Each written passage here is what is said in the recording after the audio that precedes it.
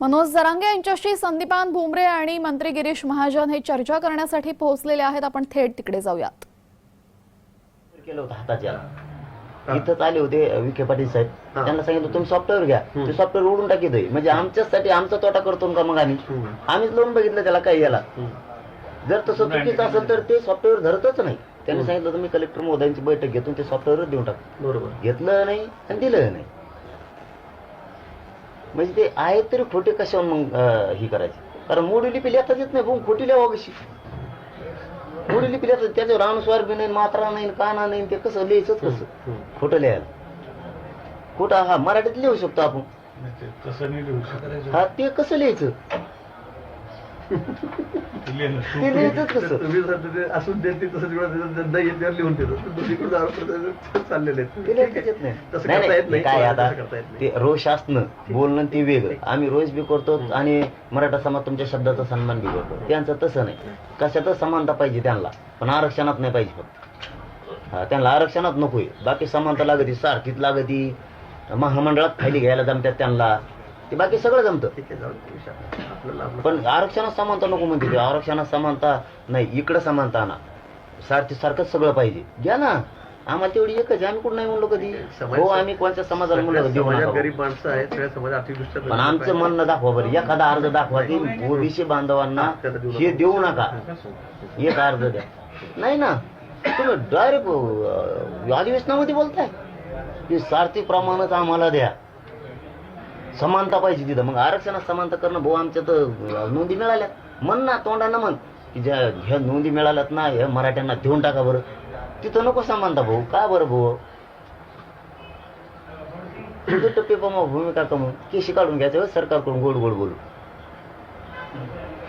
आणि परत सरकारवरच उलटायचं वय, सगळं उलटलेलं आहे भाऊ। तू आम्ही सामान्य लोक आहेत, सामान्य पोर आहेत, आमच्याशी राजकीय डाव टाकायचा प्रयत्न नका करू म्हणा, तुम्हाला बळच दिलेलं आहे ते,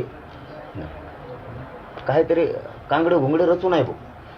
एवढ्या मोठ्या उच्च दाराचे 35 वर्ष अनुभव घेतला म्हणायचं, आणि एका छोट्या जाती मराठ्यांच्या गोरगरिबांविषयी इतक्या खालच्या शब्दात आणि विषारी बोलायचं भाऊ, हे चांगलं नाही, हे चांगलं नाही शब्दप्रयोग। त्यांच्या तोंडात तो शब्द प्रयोगच शोभत नाही, महापुरुषांच्या कुठं जाती काढणं, हे प्रयोगाने याने दूषित वातावरण होते। तुम्ही उलट थंड करा। आता तुम्ही आपण थांबल्यावर दोन्ही पण थांबवा, त्यात काही नको। मी आधी दादा म्हणले ना, ते म्हणले आम्ही त्यांना समज दिली बोलू नये, आपण 17 दिवस बोललोच नाही त्यावेळेस। त्यावेळेच सांगतो, तिथून आंबडला आले, 17 दिवस बोललो नाही, आंबड लिहून काही टोकराची गरज होती? मग जे आंबडला दिलं उघडून, मग आम्ही कसं काय बस तुम्ही कम वाटत होता? म्हणजे सरकारनं तुम्हाला मंत्रिपद दिलं याचा अर्थ आमच्यावर गैरवापर करायसाठी नाही दिलं, जनतेचे कामं करायसाठी दिलं। तुमच्याकडे आज पालकत्व आहे, जोपर्यंत तुम्ही संविधानाच्या पदावर बसला तो राज्याचं पालक होतं तुमच्याकडे। तुम्हाला एखादा पालक बोलला बी पालकत्व, लेकरू ते पालकत्व तुमच्याकडे हे म्हणल्याच्या नंतर पाल्य बोललं तरी तुम्हाला थोडंसं सहन करून पुढं चालणंच आहे। आम्ही बोललोच नाही, आता थांबलो होतो ना आम्ही, मग काही गरज आहे का उकरून काढायचे? तिथं पुढं काय उकरून काढलं ते तर विचारूच ना। त्या हिंगोलीला तसंच, मग तर तिथं तो कुरडी कोयतेच आली।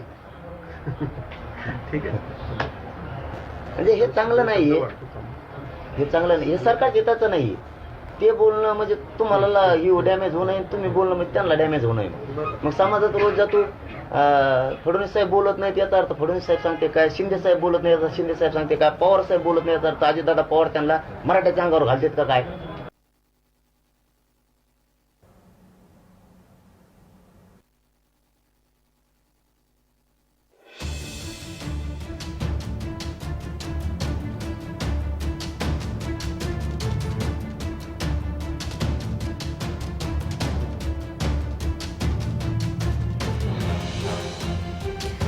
मनोज जरांगे यांच्याशी बातचीत करण्यासाठी, यांच्याशी चर्चा करण्यासाठी मंत्री गिरीश महाजन आणि संदीपान भुमरे गेल्या जवळपास 1-1.5 तासापासून तिथे बसलेले आहेत। गेल्या तासाभरापासून या तिघांमध्येही चर्चा सुरू आहे मराठा आरक्षणासंदर्भात। येत्या 17 तारखेला अंतरवाली सराटी येथे मराठ्यांची बैठक आयोजित करण्यात आलेली आहे, सभा आयोजित करण्यात आलेली आहे। या सभेचे नेतृत्व मनोज जरांगे करणार आहेत। 24 तारखेपर्यंत अल्टिमेटम दिलेलं आहे जरांगेंनी सरकारला, तोपर्यंत आरक्षण द्या, नाहीतर पुढची रणनीती नक्की काय असेल, पुढचा लढा नक्की कसा असेल या संदर्भात चर्चा करण्यासाठी 17 तारखेच्या बैठकीचं आयोजन करण्यात आल्याचं जरांगे पाटील म्हणाले. दरम्यान सरकार हे सकारात्मकच आहे आरक्षण देण्यासाठी आणि सरकारला आरक्षण द्यायचं आहे, टिकणारं आरक्षण द्यायचं आहे.